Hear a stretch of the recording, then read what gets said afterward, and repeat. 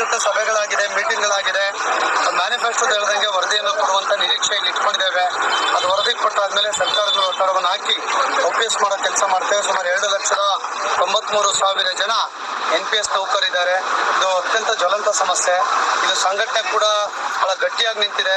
ಯಾವುದೇ ಕಾರಣಕ್ಕೂ ಹಿಂದೆ ಸರಿಯುವಂತ ಪ್ರಶ್ನೆ ಇಲ್ಲ. NPS OPS ಆಗಲೇಬೇಕು. ಆ ವಿಚಾರದಲ್ಲಿ ಇಡೀ ರಾಜ್ಯದಾದ್ಯಂತ ಕೂಗು ಕೂಡ ಸೀರಿಯಸ್ ಆಗಿದೆ.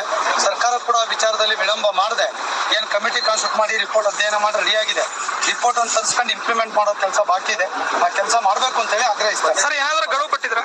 ವಿಳಂಬವಾದ್ರೆ ಅನಿವಾರ್ಯ ಹೋರಾಟ ಇದೆ ನಮ್ಮ ಮುಂದೆ.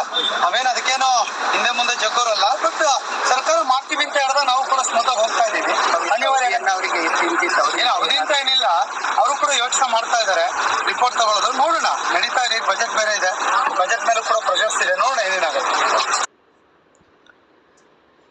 ಸೊ ಆತ್ಮೀಯ ವೀಕ್ಷಕರೇ, ನೀವು ಗಮನಿಸ್ತಿರ್ಬೋದು. ವಿಡಿಯೋನ ಕಂಟಿನ್ಯೂ ಮಾಡೋಣ. ಅದಕ್ಕಿಂತ ಮುಂಚೆ ದಯವಿಟ್ಟು ವಿಡಿಯೋನ ಲೈಕ್ ಮಾಡಿ, ನಮ್ಮ ಯೂಟ್ಯೂಬ್ ಚಾನಲನ್ನು ಸಬ್ಸ್ಕ್ರೈಬ್ ಮಾಡಿಕೊಳ್ಳಿ. ರಾಜ್ಯ ಸರ್ಕಾರಿ ನೌಕರರಿಗೆ ಮತ್ತು ಪಿಂಚಣಿದಾರರಿಗೆ ಸರ್ಕಾರದಿಂದ ಬರುವ ಎಲ್ಲ ಮಾಹಿತಿಯನ್ನು ಶೇರ್ ಮಾಡಲಾಗುವುದು.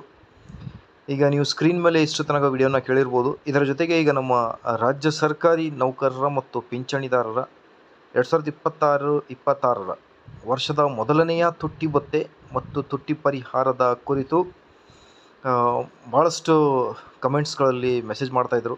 ಸೊ ಹಾಗಾಗಿ ಈಗ ಕೇಂದ್ರಕ್ಕೆ 2% ಆಲ್ರೆಡಿ ಜಾರಿ ಮಾಡಲಾಗಿದೆ. ಈಗ ಕೇಂದ್ರಕ್ಕೆ 2% ಅಂದರೆ ನಮ್ಮ ರಾಜ್ಯ ಸರ್ಕಾರಿ ನೌಕರರಿಗೂ ಕೂಡ ಆದಷ್ಟು ಬೇಗ ಜಾರಿಯಾಗಲಿ. ಮಾಹಿತಿ ಇಷ್ಟದಲ್ಲಿ ಲೈಕ್, ಶೇರ್ ಆ್ಯಂಡ್ ಸಬ್ಸ್ಕ್ರೈಬ್. ಸಂಬಂಧಪಟ್ಟಂತೆ ಸರ್ಕಾರ ಜೊತೆ ಸಭೆಗಳಾಗಿದೆ, ಮೀಟಿಂಗ್ಗಳಾಗಿದೆ.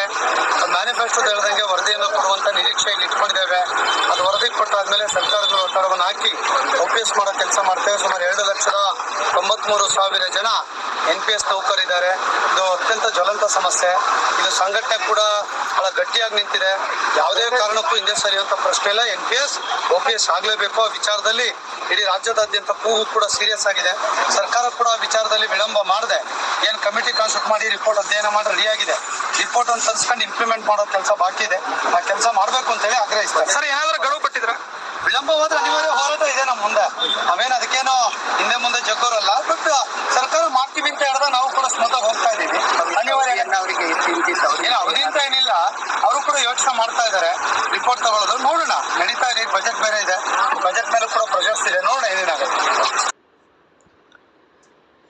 ಸೊ ಆತ್ಮೀಯ ವೀಕ್ಷಕರೇ, ನೀವು ಗಮನಿಸ್ತಿರ್ಬೋದು. ವಿಡಿಯೋನ ಕಂಟಿನ್ಯೂ ಮಾಡೋಣ. ಅದಕ್ಕಿಂತ ಮುಂಚೆ ದಯವಿಟ್ಟು ವಿಡಿಯೋನ ಲೈಕ್ ಮಾಡಿ, ನಮ್ಮ ಯೂಟ್ಯೂಬ್ ಚಾನಲನ್ನು ಸಬ್ಸ್ಕ್ರೈಬ್ ಮಾಡಿಕೊಳ್ಳಿ.